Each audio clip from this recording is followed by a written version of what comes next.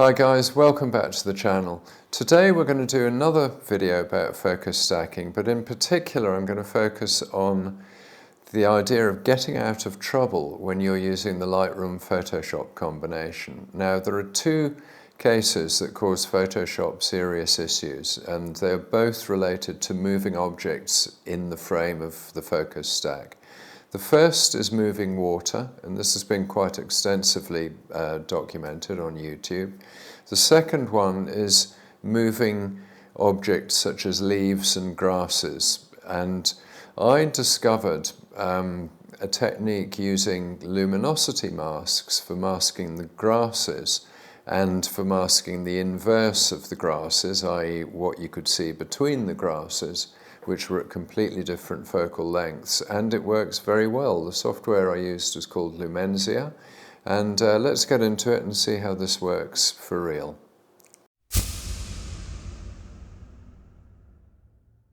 Okay, so here we are in Lightroom. We've got three shots lined up here, and usual drill, we've got the foreground shot, sharp focus on the foreground. We've got middle distance here, and we've got a background here. So what we're going to do is we're going to take these through to Photoshop. So we go Edit in, Open as Layers in Photoshop. So this much is pretty straightforward. So we watch Photoshop doing its thing, and as it does that, you can see very clearly that there are two issues. There are what's called focus breathing, where the dimensions of the shot change very slightly as you change focus, and we've got grasses moving around in the first frame. So first of all, we do this. So Edit menu, Auto Align Layers, take the default Auto. And this will just align these layers a little bit better. So if we turn these off one by one, you'll see, so turn the top layer off, you see the grasses move, but the trees are in exactly the same position. Turn the middle layer off, same thing, grasses move, trees retain their position.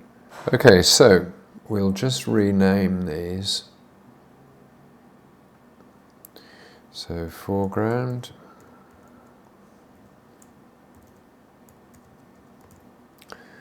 background, and what I'm going to do is I suspect Photoshop's going to make a bit of a mess of this. So, and the reason being simply that the grasses are moving around in the front.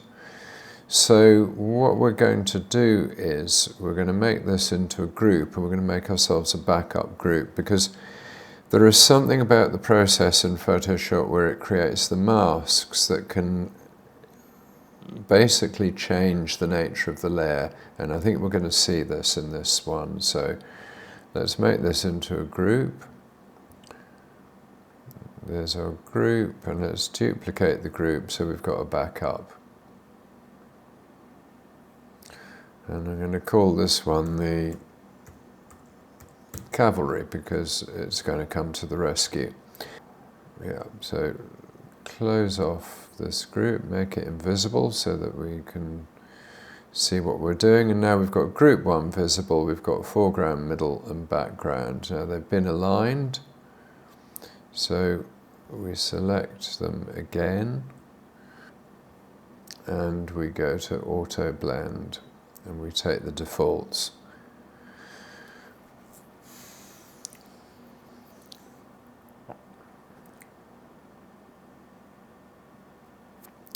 Okay, and you can see straight away that there's a problem with this picture around here and around there.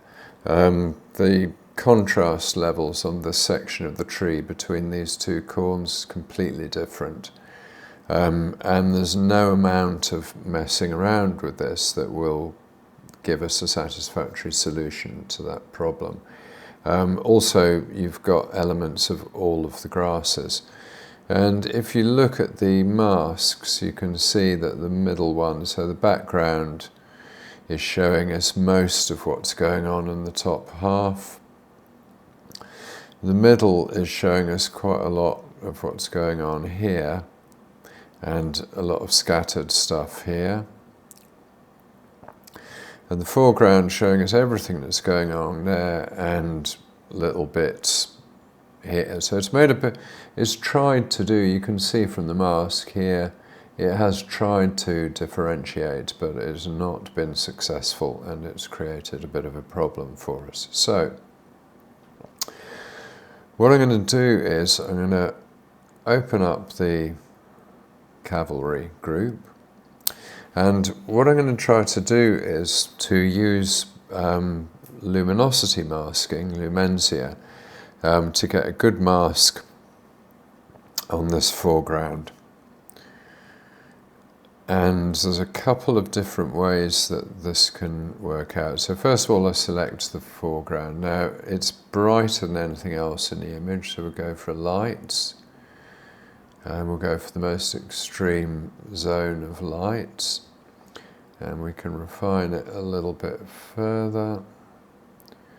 Okay, now you can see it's getting a real good definition of that grass.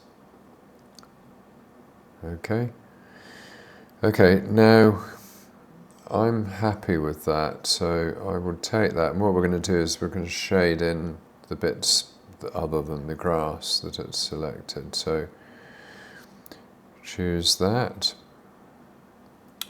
Okay, and that is now blanking out here, and immediately you can see that this is all in better focus straight away, straight off the bat.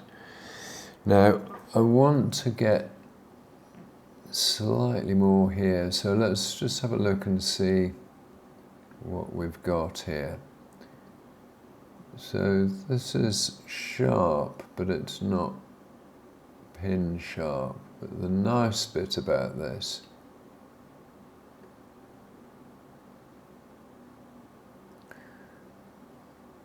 I think is that we can actually, because this is dropping through to that middle layer, so where we're getting little bits of shadows here, I'm going to try something different. So create this middle mask, go through exactly the same process. So we create lights, we create, we get a good definition on it. Let's just go to it on the screen. So we've got a good area there. Okay, and let's apply that as a mask.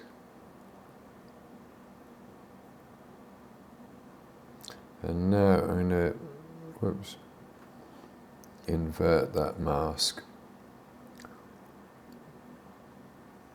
And I think that's worked reasonably well.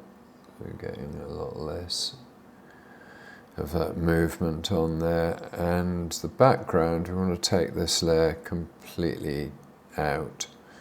So we'll create a mask on the background, select the background, create a mask, invert the mask, so that's black, so that's actually masking everything out of the background. We want to bring this area back, so we switch this to white, reveals, and we just paint over the background. Okay, and that, I think, is pretty good. Looking at this as a couple, there's a little bit of a sense of movement, but there's nothing like the problems that we had. And what's nice is we've got these areas in focus in that. So what I'm going to do now is I'm going to flatten the image. That gives us 1. And I'm now going to use a bit of AI just to touch this image up a little bit. And really, this is the problem area that I'm worried about. So I could, now the AI in Photoshop is quite a big differentiator actually. It works a whole lot better in most cases. So we highlight the area, we give it a good wide selection so that it can see what's around, and we use generative fill. And we don't need to give it any instructions. We're not going to put unicorns or flying saucers in here. We just want it to correct what's obviously wrong. And there we go, it's made a reason. Let's have a look at the options. It gives us 3 alternatives. That's 1, that's 2. I think that's the better one. Actually, that's probably the best one. Let's have a look at that at 100%.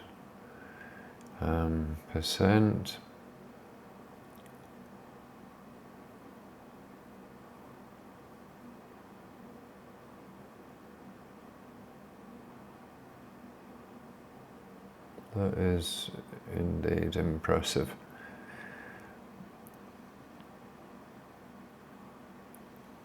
Okay, so now if I wanted to really get obsessive about this, I could go over this a little bit and remove some of these blurry bits, but I think they actually mostly give quite a good degree of the impression of movement without necessarily interfering too much. So, I mean, perfectly good for social media for sure. So let's fit that on the screen. Yeah, you're not really seeing a massive issue here at this sort of size and resolution. So I'd be happy to go with that. Now, let's have a look at another case which involves moving water.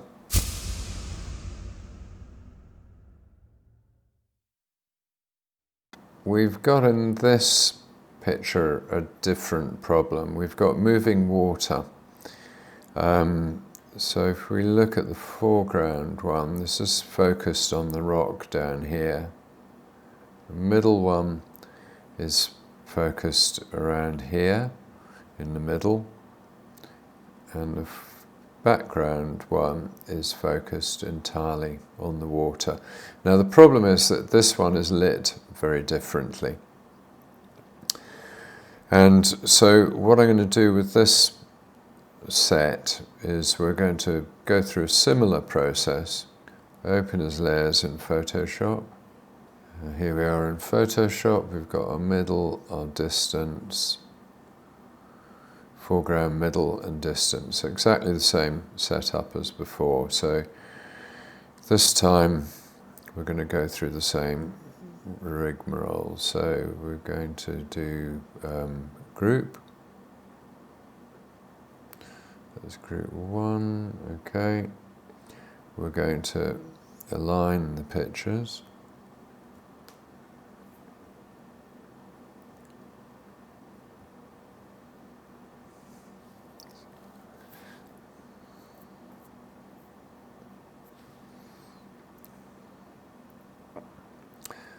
Okay, we can see that very visibly has made quite a difference on those, and now we're going to duplicate the group. And again we'll call this the cavalry, because it's going to come to the rescue, I have a feeling. Alright, now take this group and auto blend the layers. Again we take the defaults here. And so it's done some funny stuff here.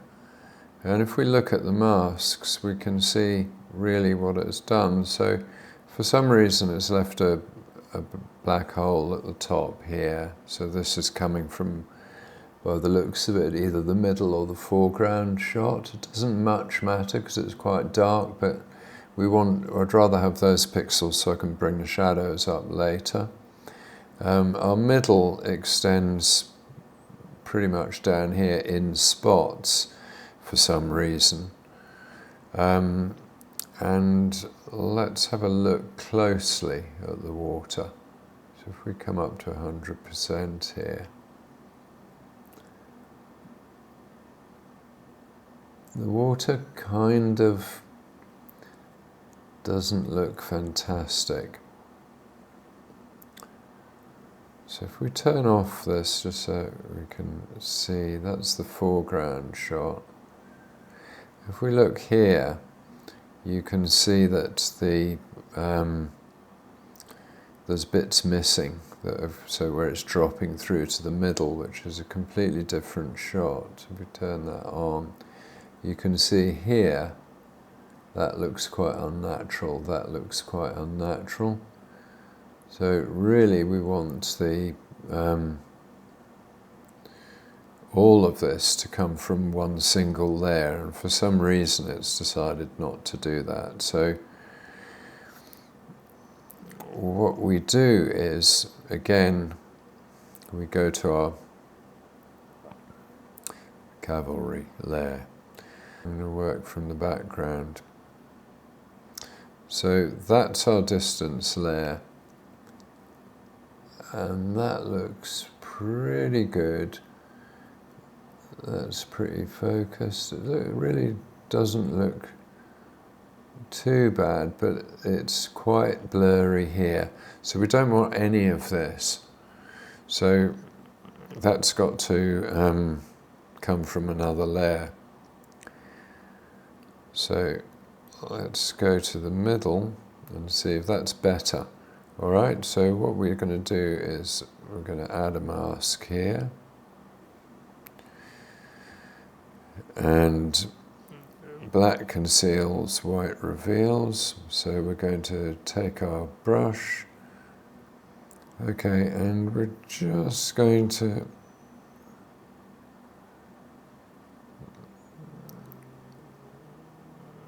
reveal a bit more from this there. So this, all of this should be foreground. But the main thing was always the rock. Yeah, and there we go, yeah. Okay, so that's what we're seeing in this middle layer. I think we could actually go a little bit further here.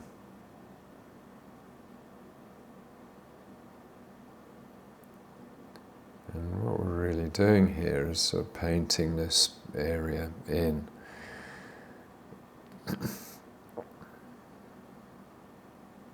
And for my foreground layer, I want to do basically the same thing. So bring my mask in. Okay, and you can see that rock is now becoming much, much sharper. And that's all my foreground. Now, I don't really want this hard line. It looks a lot like a shadow, which is actually quite nice. So if we go back here, into this one, we can actually accentuate that a little. And I think bring that a little bit.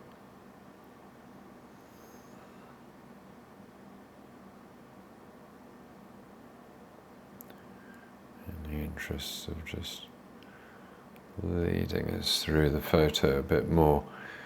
So we can now see that this is much, much better. So looking at the masks that we've made,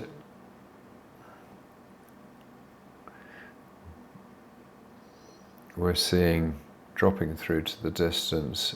We should see, if we look at this closely, 100%. Yeah, really good, sharp focus, and none of those sort of rather unpleasant things going on in the waterfall. So let's just check that. So that's when I turn the distance one off, middle off, foreground off.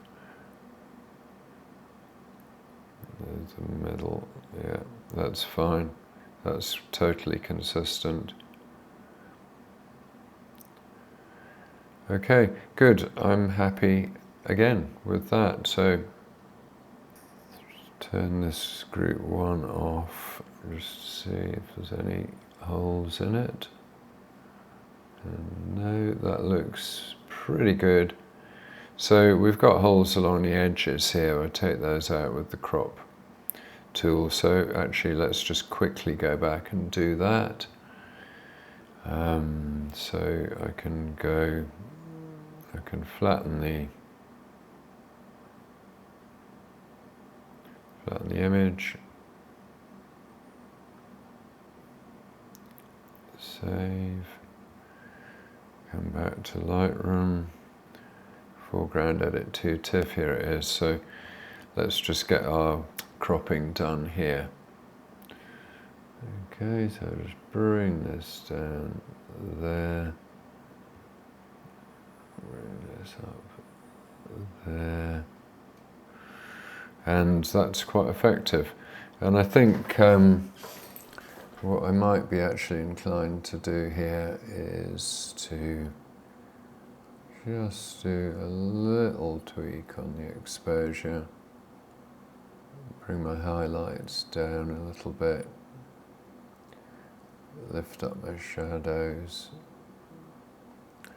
a touch. That's quite nice. A little touch of vibrance to bring out the colours down here. And I think that's probably as far as we need to go. Okay, I hope that's cleared up any lingering anomalies about the correcting problems in Photoshop. It's what I was doing there was effectively doing the mask manually, but I was kind of, to save time, the creation of that second group gives you a full pack position. So 8 times out of 10 Photoshop will get this right, particularly where there are no moving objects. So if I was doing something like a wine bottle with a label with lots of tiny increments with a macro lens, it would, I'm sure, get that absolutely perfectly right. I've shot innumerable shoes when I was a commercial photographer, and I always used to use Photoshop, and it did a perfect job of blending them. So it's these two cases, moving water and moving objects in the frame, that cause it problems, but this is an effective way to get around it. One using Lumenzia, using luminosity masks to isolate the grasses in the foreground and the difference between the grasses and the background shot as my second mask. And then this photograph, we didn't really need any Lumenzia. We could do this by hand with the paintbrush. Okay, so that's how you can get yourself out of trouble in the combination of Lightroom and Photoshop. Lumenzia is a very powerful tool for luminosity masking, and you'll find there's a link down below this video if you want to investigate Lumenzia further. But that's it for this week. So thanks for watching, guys. If you haven't subscribed, you can subscribe down below or like the video, and we'll see you in a video next week. Thanks a lot. Bye.